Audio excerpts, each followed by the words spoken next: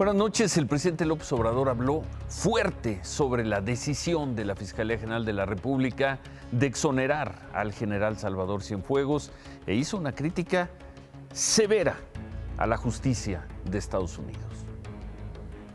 No pueden haber represalias, venganzas, y que no se pueden inventar delitos, que nadie debe actuar de esa manera, trátese de quien se trate. Ayer resuelve la Fiscalía que no procede la acusación que se le fabricó al general Cienfuegos por la agencia estadounidense encargada del combate a las drogas, por la DEA.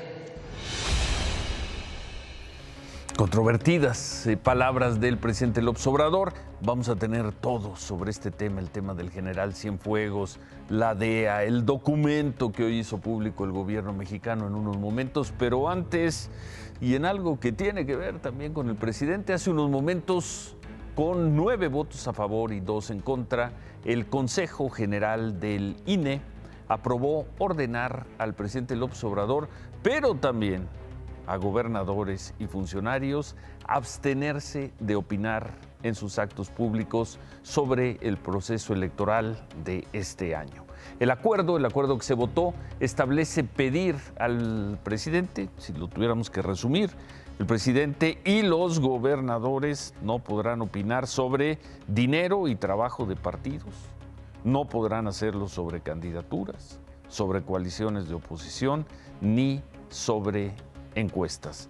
La gente de Morena acusaron censura, los consejeros lo negaron y aseguraron que el derecho de la libertad de expresión no es ilimitado.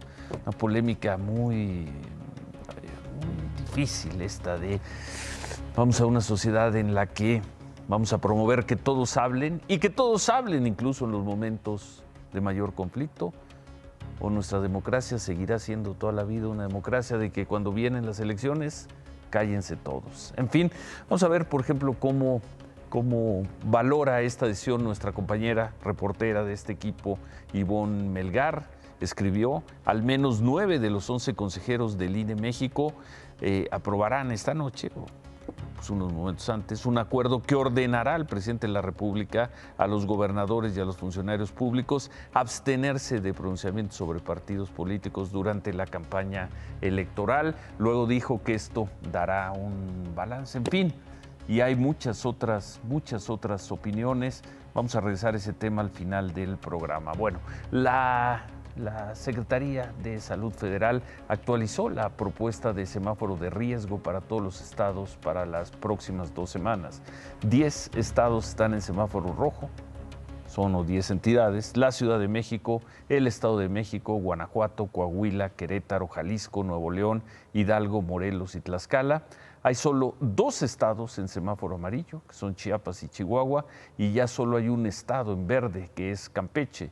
Los otros 19 estados, los ven ahí, están en naranja y, de acuerdo con la Secretaría de Salud, 16 de ellos están muy cerca de pasar a rojo.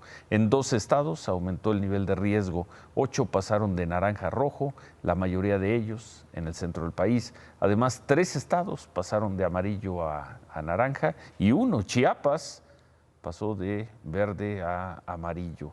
No hay buenas noticias en cuanto al semáforo. Solamente en 2 estados, 2 de 30, se redujo el nivel de riesgo. Y a pesar del semáforo rojo, hoy la jefa de gobierno, Claudia Sheinbaum, anunció el programa Reactivar sin arriesgar.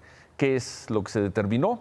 Bueno, se confirmó lo que ya habíamos adelantado aquí desde el miércoles, la reapertura de restaurantes para el próximo lunes, con muchas limitaciones. Van a dar servicio hasta las 6 de la tarde, después de esa hora solo a domicilio. Solo podrán recibir comensales en terrazas o con mesas instaladas en el exterior.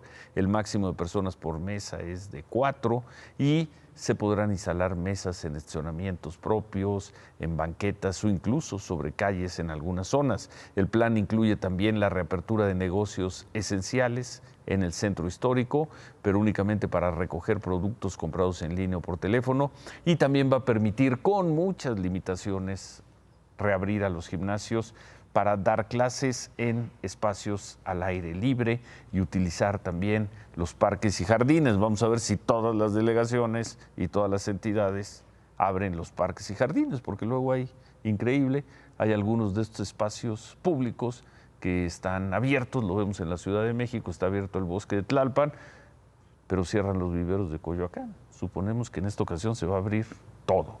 El gobernador del Estado de México, Alfredo del Mazo, informó que las medidas de la Ciudad de México van a aplicar también para los restaurantes del Estado de México. En Jalisco, ¿qué pasó en Jalisco? Ahí se anunciaron medidas duras. Se van a suspender todas las actividades laborales de manera presencial, se van a hacer a distancia, van a estar prohibidas las actividades recreativas, deportivas y lúdicas, los espacios públicos, las plazas van a estar cerrados, también van a estar prohibidos los eventos sociales y hay limitaciones para los eventos familiares. ¿Y por qué? Pues porque seguimos con estos números. Otra vez, más de 1,000 personas muertas, 1,106 en las últimas 24 horas, 139,000 mexicanos reconocidos como muertos por coronavirus. Y en contagios, pues lo que hemos visto desde la semana pasada, cada noche se bate la marca, se bate un récord. Hoy volvió a ocurrir, nunca se habían registrado más de 20,000 contagios en un día. Hoy, 21,366. Estas son las cifras por las cuales se toman las decisiones, pero también, y hay que decirlo con estas cifras, algunos gobiernos, como el de la Ciudad de México, como el del Estado de México, apuestan por los ciudadanos y apuestan por, como dicen ellos, reabrir con cuidados. Esta pandemia no sabemos cuánto más va a durar, pero parece que desafortunadamente va a estar todavía largo tiempo en México. No se puede matar a la economía, no se puede matar a los comercios. Bueno, vamos a ver, y aquí sí, creo que esto nunca lo hemos hecho en los más de 4 años que llevamos al aire. Sí queremos decirle a quienes nos están viendo, a ustedes, que las imágenes que vamos a ver a continuación son imágenes muy duras, incluso para este programa que desde el primer día ha hecho la crónica de la pandemia, del dolor de la pandemia, que fue el primero en entrar a hospitales, a salas de urgencia, y que quizá ha registrado con más crudeza o con tanta crudeza como el MAS las imágenes de este dolor, de esta tragedia nacional. Sin embargo, lo queremos decir, lo que vamos a ver a continuación es, incluso para este programa, es fuerte, es muy duro. Es la muerte de las personas en sus domicilios, en sus casas.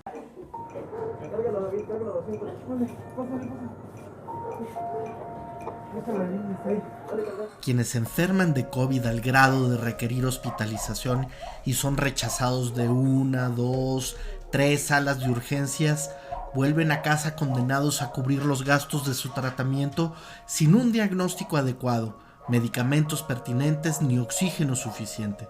Son alzados a su suerte, a su muerte. Este hombre diabético enfermó en la semana. Su familia creyó que simplemente era tos y gripa. Se atendía en el Seguro Popular. Los paramédicos llegaron demasiado tarde. ¿Enfermedades de las que padece el señor? Lo que pasa que en la semana tuvo tos y gripa, eso fue todo. Y ahorita lo llevé al doctor porque empezó en la mañana como a disvariar. Yo pensé que tenía calentura, pero me dijeron que era su azúcar alta. Okay. Entonces le inyectamos insulina. Y eso fue todo. Okay. ¿Tenía servicio médico? El Seguro Popular. Bueno, lamentablemente el señor ya falleció. ¿Ustedes lo pusieron en el piso? ¿Les dieron indicaciones de dar RCP y todo eso? Sí. Bueno, ahorita el señor ya no tiene pulso. Ya falleció, ¿no? ¿Cuánto está saturando? A mí no me marca. 10 hace ratito, a mí me marcó. 40. ¿40? Ahorita 40. ¿Ya subió? Aún así tiene datos. Aún así está bien feo. Y de hecho le habíamos puesto un suero, porque desde hace 3 días que no come nada.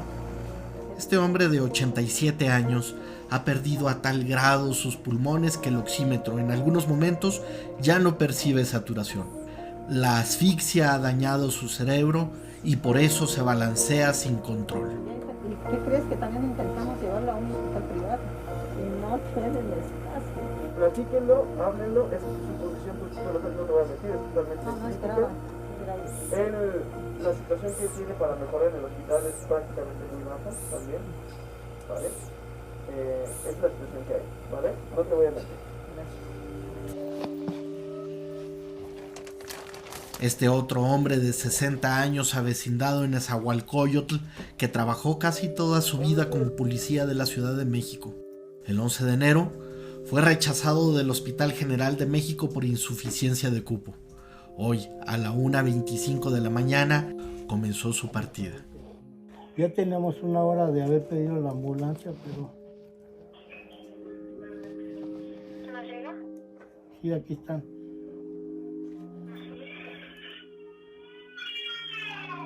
¿Qué te dijo?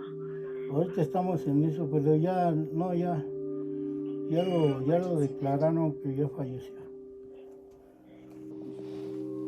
Y una señora más, fallecida tras ser atendida por un médico a través de WhatsApp.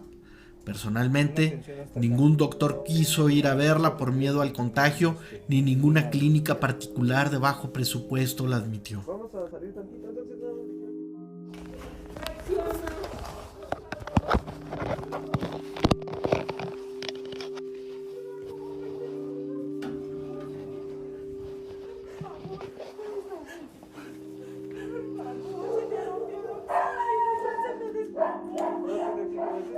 Se me rompió el bote ese. El botecito, ya ese tanque está lleno.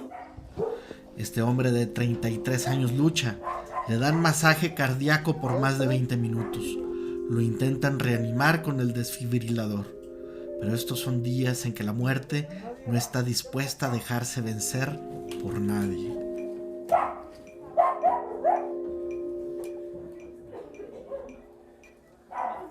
Su corazón ya no tiene actividad y llevamos ya bastante tiempo acá haciendo las maniobras y sigue sin actividad su corazón.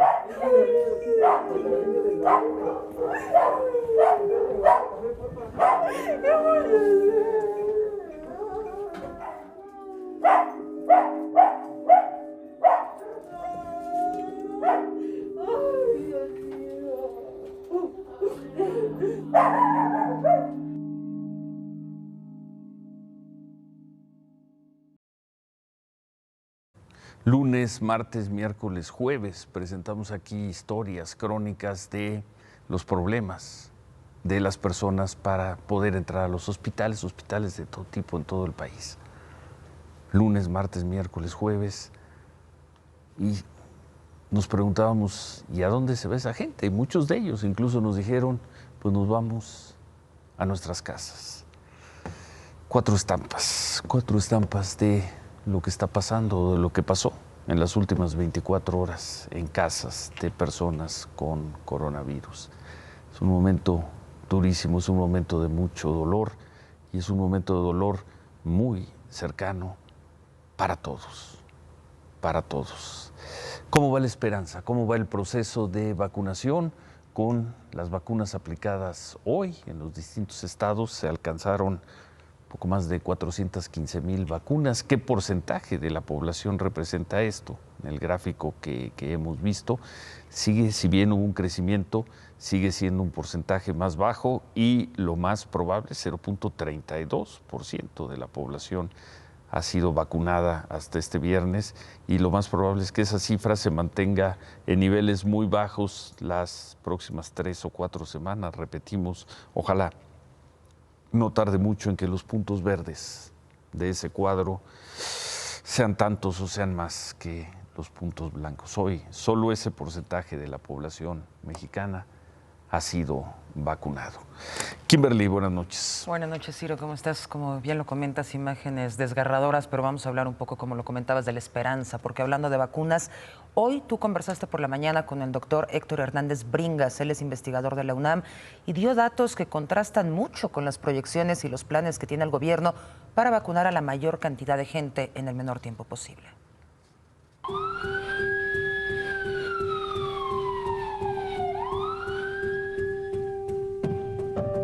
Con un promedio de 1,000 muertes por COVID al día, el presidente reiteró hoy que habrá vacunas para todos. La vacuna es un derecho y se va a aplicar de manera universal, es decir, a todas y a todos, y es gratuita, pero tenemos que llevar a cabo un programa para que no haya desorden, que no haya influyentismo. Sin embargo, esta promesa, al ser cotejada con la realidad demográfica del país, se ve muy lejos, ya que de acuerdo con el investigador de la UNAM, Héctor Hernández Bringas, se necesitaría aplicar 44 millones de vacunas completas de febrero a junio. En febrero y marzo, que serían los meses dedicados a los mayores de 60 años, se tendrían que aplicar 168,000 vacunas por día. En abril, que se suman los de 50 años y más, tendrían que aplicarse 382,000 vacunas al día. En mayo se tendrían que aplicar 482,000 vacunas por día y en junio, finalmente, con el último sector, serían 268,000 vacunas por día. En su análisis, el doctor Hernández Bringas también señala que es riesgoso apostar la vacunación a este esquema que iniciará en las zonas rurales. Llega la brigada al centro integrador, le llega la vacuna con el sistema de transportación de logística y ahí donde ya asisten a los mismos espacios los adultos mayores para cobrar su pensión, ahí se va a llevar a cabo la vacunación. El problema es que estos padrones de programas sociales abarcan solo a 24 millones de personas y los restantes 104 millones de mexicanos careceríamos de registro en estos padrones. El criterio resulta hasta cierto punto incomprensible porque la pandemia produce más estragos y más muertes en las zonas densamente pobladas, es decir, en las ciudades. Ciudades en las que la capacidad hospitalaria, los crematorios y los panteones son rebasados por el COVID-19. Un día que se pierde son 1,000 personas que habrán de fallecer al menos. Es una carrera contra el tiempo.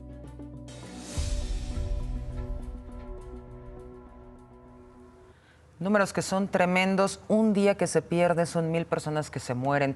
Pero hablando justamente de estos temas, el director del Hospital Regional de Alta Especialidad de la Mujer en Tabasco, Germán Corzo Ríos, fue destituido tras conocerse que se aplicó la vacuna contra el coronavirus.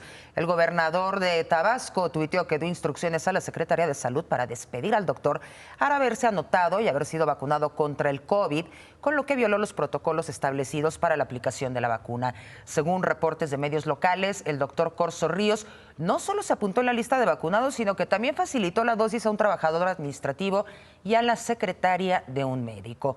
Eso fue aquí en México. En Estados Unidos, el presidente electo Joe Biden busca vacunar a 100 millones de personas en sus primeros 100 días en el cargo. Estados Unidos actualmente tiene 30 millones de dosis, de las cuales 11.1 millones ya se inyectaron. Hay que recordar que ayer Biden anunció un plan de ayuda de 1.9 billones de dólares para combatir la crisis económica y sanitaria que está dejando el coronavirus. Biden también calificó como un fracaso estrepitoso la distribución de vacunas en la administración del aún presidente Donald Trump e insistió, a la par de las vacunas, es indispensable el uso del cubrebocas. For God's sake, wear a mask, if not for yourself, for your loved ones, for your country. This is not a political issue. This is about saving lives. I know it's become a partisan issue, but what a stupid, stupid thing for it to happen. This is a patriotic act, and a Republican college refusing to put them on. What the hell's the matter with them?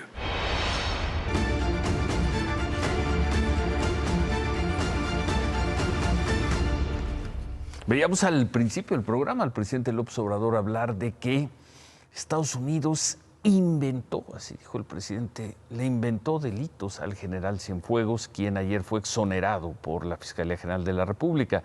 El presidente también dio la orden a la Cancillería, a la Secretaría de Relaciones Exteriores, para que hiciera pública la investigación del gobierno de Estados Unidos contra el general Cienfuegos. Y por la tarde, la Cancillería cumplió.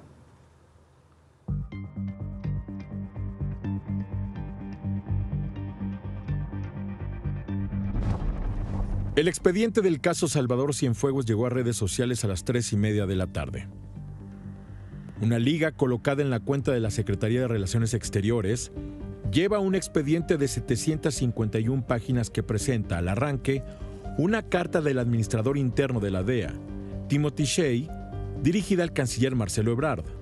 Aquí, el funcionario de la Agencia Antidrogas de Estados Unidos explica que Salvador Cienfuegos nunca fue el objetivo central de una investigación, sino que durante el curso de otra investigación de gran relevancia, se obtuvieron pruebas que condujeron a 4 acusaciones en su contra relacionadas con narcotráfico. Las pruebas recabadas consisten principalmente en conversaciones telefónicas interceptadas entre Juan Francisco Patrón Sánchez, el H2, y su sobrino, Daniel Isaac Silva Gárate, el H9, en las que supuestamente participó y se hizo referencia al exsecretario de la Defensa Nacional. Esta investigación reveló que mientras Cienfuegos Cepeda ostentaba el cargo de secretario de la Defensa Nacional, él ayudó la organización de tráfico de drogas de Patrón Sánchez a fomentar sus acciones violentas, se lee en el documento. ¿Qué contiene el expediente que envió la DEA a la Cancillería? Capturas de pantalla de conversaciones vía celular donde se lee Cepeda, refiriéndose a una persona supuestamente militar, que envía mensajes de advertencia a los narcotraficantes como este. Voy a mandar en un par de días 300 elementos o más, pero solo van a montar una exposición del ejército a partir del 20 de agosto para que no se me asusten. Este mensajero, presume la autoridad de Estados Unidos, es el general Salvador Cienfuegos.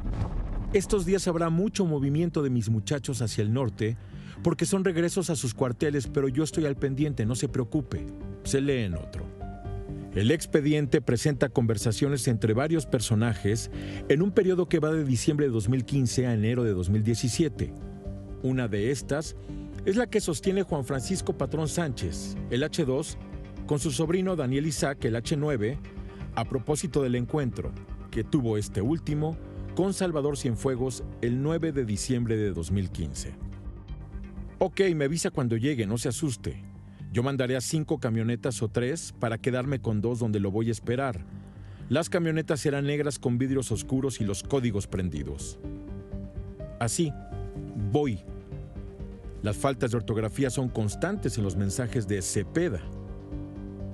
Luego, lo que se viene es el reporte del sobrino al tío de cómo va el encuentro.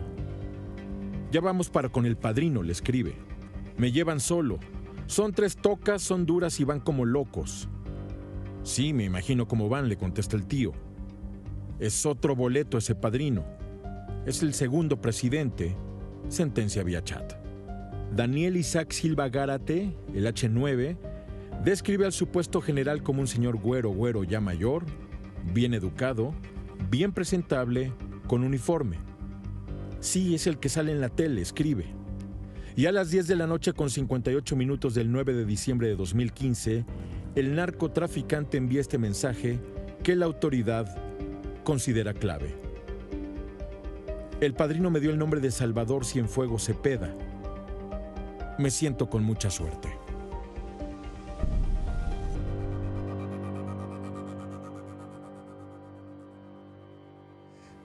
Pues quién sabe qué es lo que comenzó hoy en la relación de México y Estados Unidos, o cuando menos de México con todo el sistema de justicia de los Estados Unidos al hacerse pública esta información, que de acuerdo con el gobierno mexicano, pues es una información muy endeble.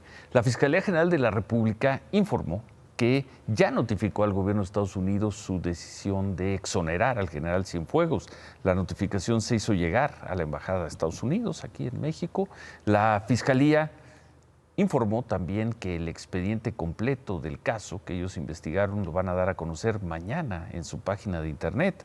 Además, insistieron en defender su resolución de no ejercer acciones penales contra el general Cienfuegos porque no hubo, dice la Fiscalía General de la República, elementos para probar las acusaciones que Estados Unidos hizo contra el ex secretario de la Defensa.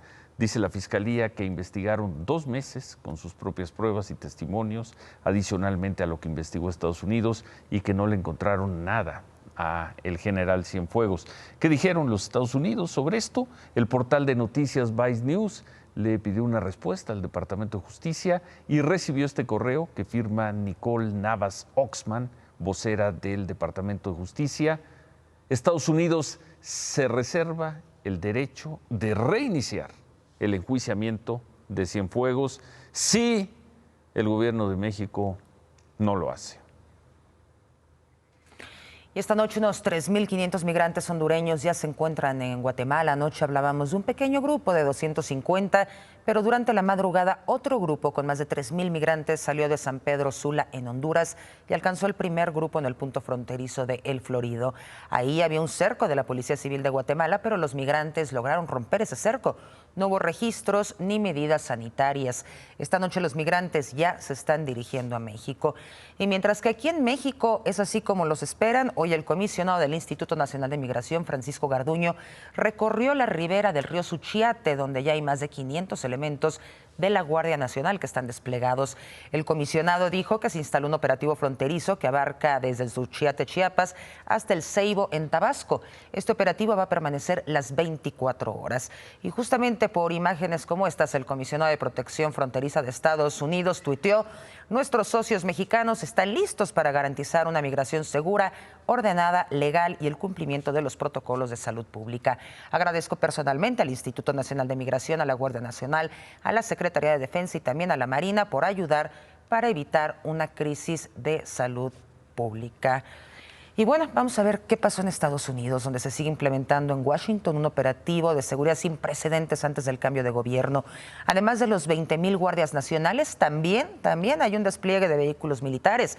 Hoy se vieron estas imágenes de negocios cercanos a la Casa Blanca, al Capitolio, que ya empezaron a colocar protecciones ante las amenazas de protestas violentas por parte de simpatizantes de Donald Trump, quien, por cierto, va a dejar la Casa Blanca este miércoles por la mañana, varias horas antes de la ceremonia de cambio de gobierno. ¿Qué tantas horas? Pues se va en la mañana, la ceremonia es al mediodía. Exactamente, pero no quiere cruzar una sola palabra con Joe Biden ni con su equipo. Se pudo haber ido el martes, o se puede ir el martes, el lunes. Se puede ir el lunes, se puede ir ahorita. Pero hasta el último minuto posible se queda ahí.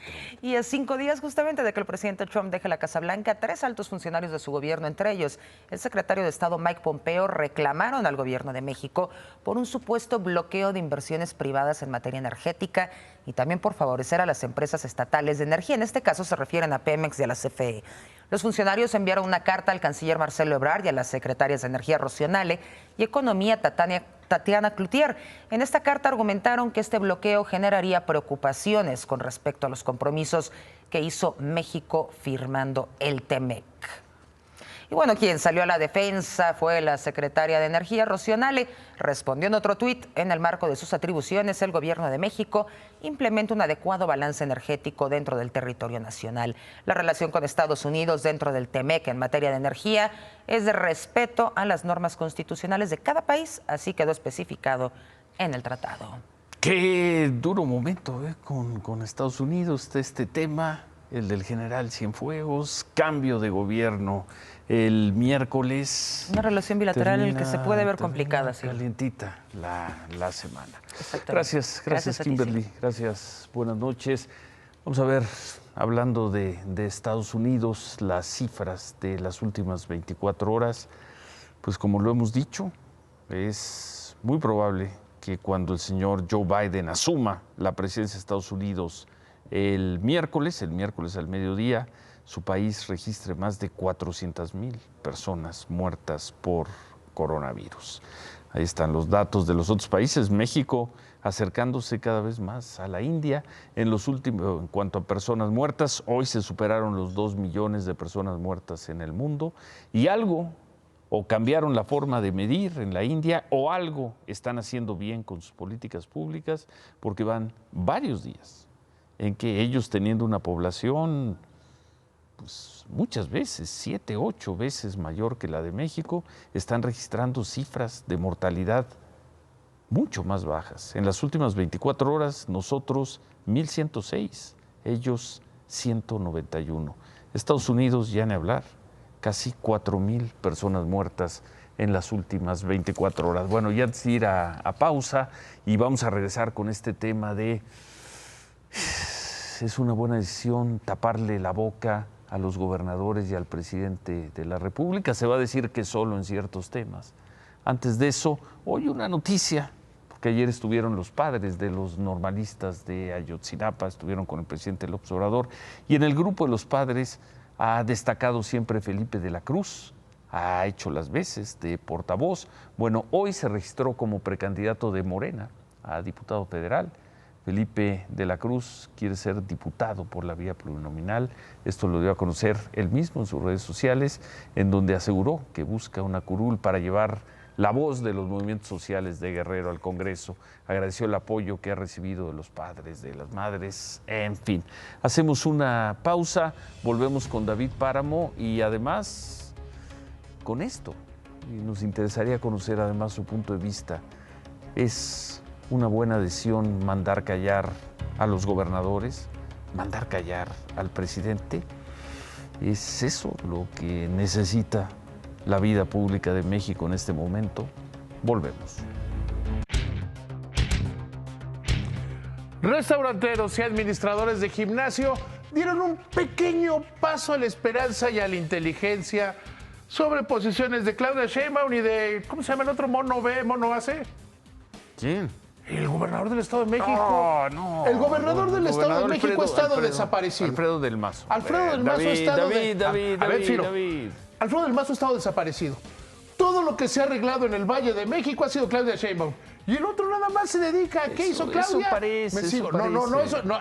A ver, platicas con la Canirac, platicas con los de los gimnasios, hablan con Claudia Sheinbaum y con su equipo. Bueno, ¿y?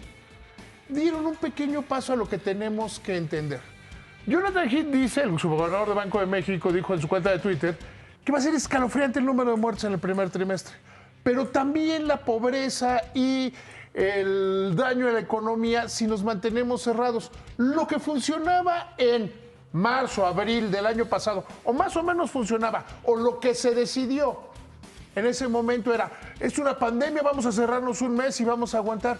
Ya no puedes seguir aplicando las mismas normas, ni seguir hablando con lo que te imaginas que puede ser.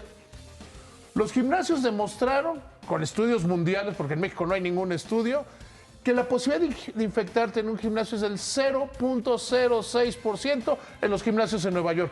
No sería muy diferente en México. Hoy pueden abrir, como lo hicieron en California, en los estacionamientos y dar clases por fuera. El mítico Gold's Gym, aquel de Schwarzenegger, sí. ya está abierto en su estacionamiento. Los restaurantes empiezan a abrir. Tiene que haber un cambio. Entender que, ¿cuánto te gusta que dure la pandemia? ¿Todo 2021? Puede ser. El secretario de Hacienda dice que... al paso que van las vacunas. El secretario de Hacienda dice que a la mejor, Arturo Herrera, que a la mejor a mediados de año. Calculemos, no sirven medidas de restricción, de confinamiento, sino empezar a hacer estudios serios, estudios que funcionen y que dejen claro qué es lo que sí se tiene que hacer. Restauranteros, insisto. Y los gimnasios dieron un pequeño gran paso. Abrieron la puerta, que eso es lo relevante, a que se tomen decisiones de mayor plazo, con flexibilidad, con argumentos. Y con lógica. Sí, e insisto. Con lógica y con cuidados y todo lo que quieras. Y ven si pero funcionan o no lógica. funcionan. Porque ya basta de tomar medidas por lo que nos imaginamos, lo que suponemos que puede ser. Remátala, David. Hoy Parece que no es relevante, pero hoy el gobierno vuelve a disminuir el porcentaje de deuda que tiene y lo cambia por otra deuda más barata. Eso parecería que no tiene relevancia. Sí, sí lo tiene. Cuando decimos que queremos que haya programas de gobierno, tenemos que tener una deuda pagadera. Vamos a una pausa y al regresar, mandar callar a los gobernadores, mandar callar al presidente. No. Volvemos con eso. Hablo como periodista. No creo que sea una buena decisión mandar callar a los funcionarios, a los líderes, a los gobernadores, a los presidentes. Es algo que he dicho desde hace muchos años. Creo que tendremos un mejor país político cuando la consigna sea que hablen todos y no cállense todos. ¿Cuándo nos vamos a tener confianza a nosotros mismos? ¿Cuándo nos vamos a reconocer como mayores de edad? Puede reglamentarse, eso sí, el uso de los medios públicos. Puede sancionarse de veras la mentira, la calumnia, la incitación a la violencia. Pero mandar callar a los gobernantes, no. La democracia es también en buena medida voces expresándose en los momentos conflictivos. Con todo respeto a los consejeros del INE. Se quedan con ¿Qué importa? Gracias. Y pese a todo lo que vimos hoy aquí en la noche, pese a las cifras, buen fin de semana. Ánimo.